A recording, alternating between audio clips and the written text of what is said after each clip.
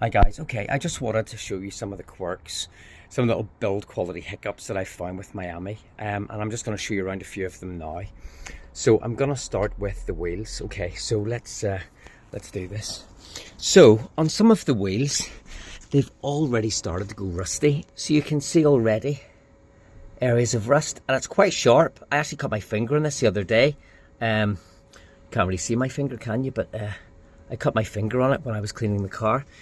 The hubs have gone rusty, disc brakes have gone rusty. There is even traces of rust on the McPherson strut inside as well. So a little bit poor really, to be honest with you. Other things I've noticed more minor is the wiper.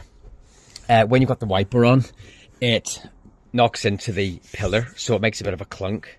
Hopefully we can adjust the position of the wiper to stop that from happening.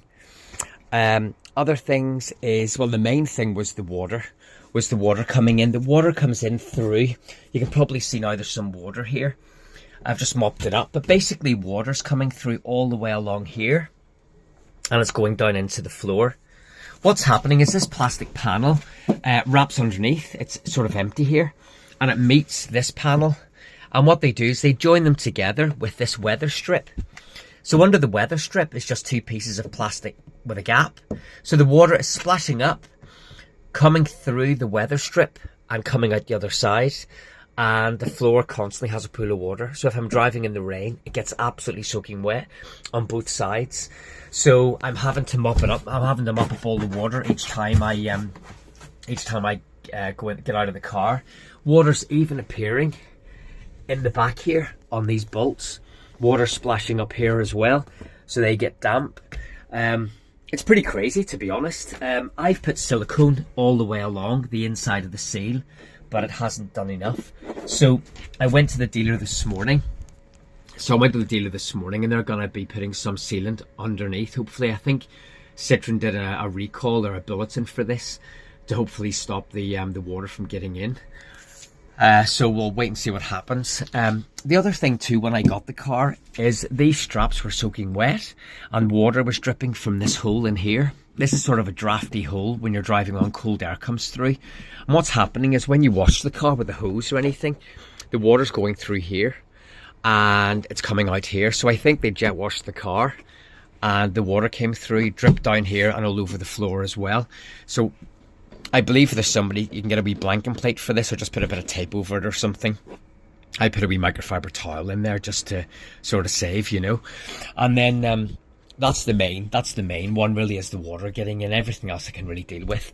The other wee thing as well is charge times. So when I charged the car for the last time about 2 days ago, it was about 4 degrees and I had 7 miles left on the clock.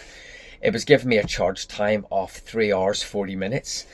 As the battery got warmer, it sort of sped up a little bit, but it was probably 3.5 hours to get a charge. And I only ever see 45 miles here, not 46.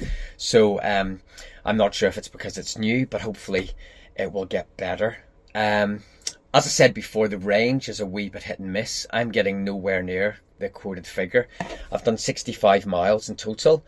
And this is now 2 hours into its third charge and I got it fully charged. So it's pretty bad. It's probably about 30, 35. I think the very first charge I got 24 miles with the fan blower on. So yeah, it's not great, but hopefully the summer it will be a lot better. Was there anything else? There was the wheels, there was the rust on the wheels, there was the leak, there was the wiper.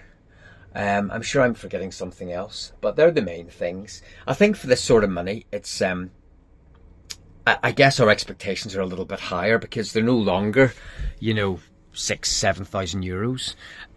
This works out about almost £9,000 by the end. Even though I've done it on a very short lease of 2 years with a bigger deposit, it still works out about £9,000 in the end. So it is, you know, it's quite a lot of money really, but it does what it's supposed to do. I also noticed that the doors on both sides rattle. So I've adjusted the lock catch thanks to a fine guy on YouTube, but they're still rattling a little bit. The other side is rattling as well. This one rattles a wee bit worse, so you just have to give it a good slam. Yeah, there's just little quirks, really. You know, there's just quirks that you notice. Like, for example, the floors, the screw heads don't line up in the middle. They're off to one side. There's a few rattles and creaks inside. You know, it's been obviously built to your price. And I noticed that there's some areas that have got sealant done, but other areas don't. So it's a wee bit strange. But, you know, although I am downing on it, I think it's been borne by the experience. The experience has been quite poor in terms of the purchase experience. The dealer was great, but the actual Ami team was a bit lackluster, if I'm honest. Like, I've had the Ami now a week and a half, 2 weeks almost, and I still haven't got the orange pack that they were supposed to come with the car. So hopefully that will come soon. The other point I have to make as well is this car, it wasn't PDI'd by Citroen Ami UK. Normally they PDI them and send them straight to the customer or to the dealer. But on this occasion, the car was PDI'd by the dealer because for some reason they had some supply chain problems and they couldn't PDI them directly. So the dealer had to do some extra work on it to make it ready for me. And they've been very good, but they also can acknowledge that some of the little bits and pieces are a little bit subpar. So it's maybe just my bad luck, but hopefully things will improve.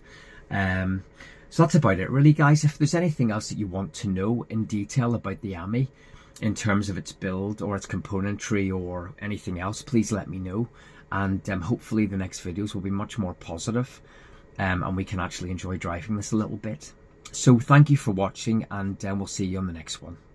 Take care. Bye.